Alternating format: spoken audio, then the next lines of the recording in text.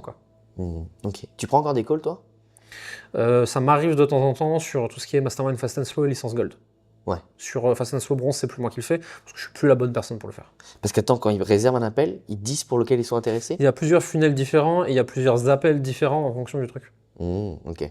Et alors, ça Et c'est... puis même, moi, je suis pas branché sur les Calendly, en fait.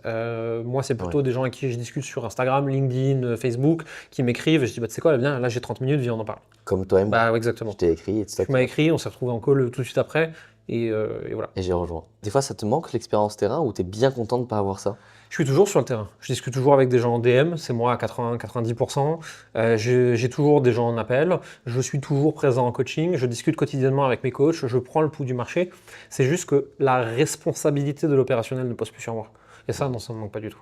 Ok. C'est-à-dire que je le fais parce que je veux le faire et parce que je peux le faire, mais je ne suis pas obligé de le faire. Ça change tout. Une fois, tu me dis un truc, ça m'avait apporté un déclic. Tu m'avais dit, moi aussi, ce qui m'embête, c'est qu'au téléphone, des fois, il faut prendre le temps, etc., d'explorer la personne. Ouais. Mais quand tu connais par cœur ton truc, moi, en fait, je sais exactement tout. Mais si je dis au bout de 5 minutes, stop, il te faut ça, ça, ça, ça, tu signes pas. Oui. Et moi, des fois, c'est pour ça, on appelle, je suis en mode, j'adore t'écouter, juste, je sais ce que tu vas me dire dans 30 minutes. Parce que je sais ton problème, je l'ai fait 40 fois. C'est pour ça que c'est plutôt la bonne personne pour prendre des calls. Ouais. Parce que tu es arrivé en fait à un niveau de conscience où c'est la compétence inconsciente. C'est-à-dire que tu sais, mais tu sais plus pourquoi. Et tu n'as plus le temps d'aller chercher pourquoi. Ouais. C'est tu vois la personne, tu sais ce qu'elle doit faire, parce que ton inconscient, il a analysé des milliers de points de data dont tu disposes, il a fait des parallèles avec des trucs que tu as déjà vu par le passé, et il connaît la réponse. Ouais. Mais si je te dis pourquoi, tu sais plus. Et donc tu n'es plus la bonne personne pour prendre des calls, tout comme tu n'es plus la bonne personne pour coacher des débutants. Est-ce que toi, ça te le faisait aussi quand tu prenais des calls? Des fois, les gens étaient contents de t'avoir toi. Moitié-moitié.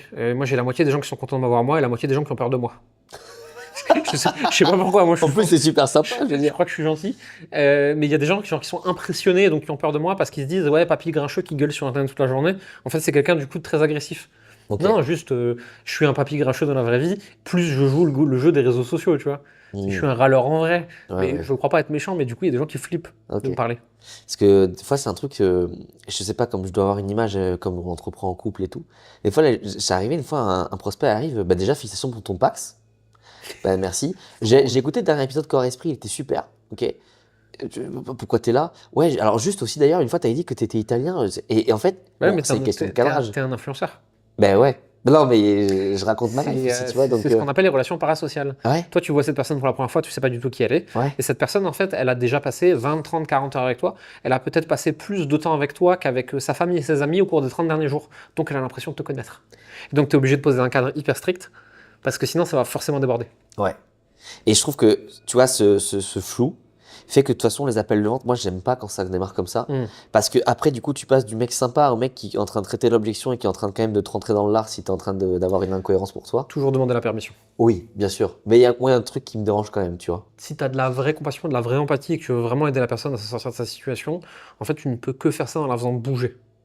Mais du Donc, coup, ce sera un truc désagréable. de base, c'est fatigant. Poser le cadre de départ. Et c'est fatigant, c'est de la fatigue décisionnelle, c'est de la fatigue de réflexion, de la fatigue cognitive en fait. Et au bout d'un moment, tu n'es plus la bonne personne parce que tu as plein d'autres responsabilités.